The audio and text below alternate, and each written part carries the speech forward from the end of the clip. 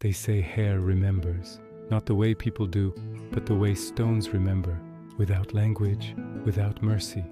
From childhood, Adesewa wore her hair in braids. It wasn't for beauty, and it wasn't for tradition, it was for obedience. Her mother would braid her hair in silence, her fingers steady and sure, her lips sealed tight, as if each twist and crossing of the strands was an oath that must never be spoken aloud. "Do not cut them," she always said, her voice low and final. Never. Adesewa learned early on that some questions had no place in the kitchen, or in front of the mirror, or even inside her own dreams. So she never asked. Each braid she carried seemed to hold a different weight. Some of them pulled harder when it rained, a dull ache at her scalp. Others seemed to burn with a strange heat whenever she told a lie. At night, she sometimes dreamed of voices, soft whispers right at the nape of her neck, telling stories that were not hers, of lives she had never lived. When her mother died, no one touched her hair again. The braids stayed, growing longer, heavier with each passing year. Years flowed by. The city around her shed its skin. New buildings rose from the dust of old ones. New names were painted over old street signs. Adesewa changed too. She learned to live alone. She learned to sleep without praying. She learned to look at her own reflection without feeling like she needed permission. But the braids remained, a constant, silent presence down her back. One afternoon, standing in the stark white bathroom of her small rented apartment, Adesewa picked up a pair of scissors. It wasn't anger that guided her hand, not really. It was a deep, bone-weary exhaustion.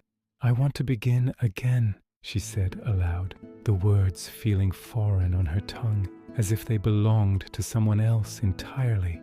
She positioned the scissors and cut the first braid. The sound was small, a tiny snip, far too small for what followed. Instantly, the air in the room thickened, growing heavy and close. The mirror fogged over, though there was no steam. On the cool tile floor, the severed braid twitched, a horrifying, convulsive movement, as if it still remembered being alive. Adesewa stumbled back, her heart hammering against her ribs, and then she heard the sigh. It didn't come from the room. It came from inside her. She understood then. Each braid was a pact, promises made by generations of women who were never given a choice, agreements they made with rivers, with shadows, with minor gods who demanded memory in exchange for protection. The body as an archive, hair as scripture, and Adesewa had just broken a verse. What had been sleeping for so long began to wake. The walls of her apartment creaked. The floorboards seemed to breathe beneath her feet. Ancient names, her own and others she'd never heard but somehow knew, coiled around her tongue, heavy and unfamiliar. She felt generations of women press against her spine, a crushing weight demanding continuation, demanding obedience. "Return us," the voices whispered, a chorus in her mind. "Without us, you do not exist." Her hands shook so badly the scissors clattered to the floor. She looked up at her reflection. For the very first time her face stood alone.